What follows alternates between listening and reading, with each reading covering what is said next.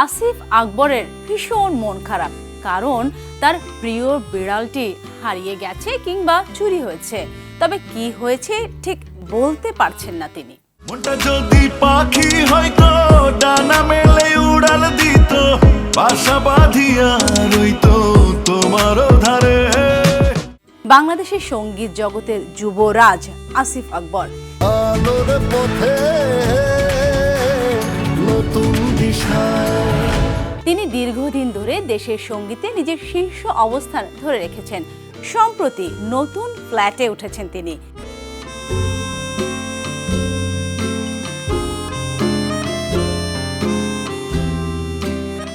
হারিয়ে যাওয়া বিড়ালটিকে হন্যে হয়ে খুঁজছেন তিনি। থানায় সাধারণ ডায়েরিও করেছেন এই কণ্ঠশিল্পী, তবু মেলেনি সন্ধান। বাধ্য হয়ে এবার ঘোষণা করলেন 50,000 টাকা পুরস্কার।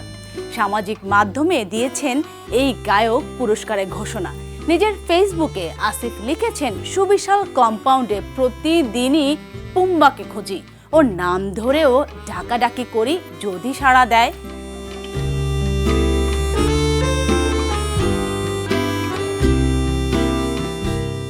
বিড়ালের নাম পুম্বা। পুম্বা নেই 15 দিন হয়েছে। অনেক ক্যাট লাভার চেষ্টা করে যাচ্ছে তাকে খুঁজে বের করতে। কণ্ঠশিল্পী তার ফেসবুকের পাতায় লিখেছেন, আমার সন্তানদের ধারণা তাদের বাবা মহাপরাক্রমশালী হারকিউলিস, যে সব কিছু করতে পারে। পুম্বা হারিয়ে যাওয়ার পর বাচ্চাদের কাছে কিছুটা অসহায় হয়ে পড়েছি। আমার খুব মন খারাপ।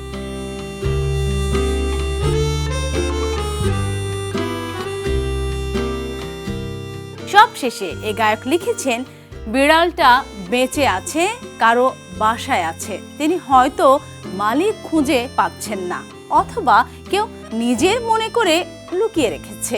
এই সম্ভাবনাও নাকচ করছি না। পুম্বা খুব সুন্দর দেশি ক্যাট। স্বাভাবিকের চেয়েও এর দেহের গড়ন ও সৌন্দর্য নজর কাড়ার মতো। গায়ক মনে করেন পুম্বা ভালো যত্ন আত্মীতেই আছে। পুম্বাকে ইনজেকশন দেওয়ারও সময় হয়ে গেছে।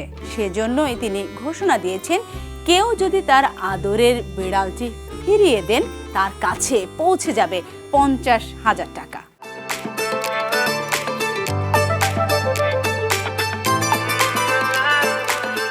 এদিকে শিগগিরই একটি মিউজিক্যাল ফিল্ম নিয়ে হাজির হবেন আসিফ।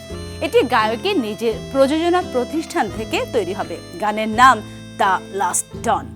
গানে আসিফকে একজন ডনের ভূমিকায় দেখবে দর্শক। থাকবে অ্যাকশন দৃশ্য।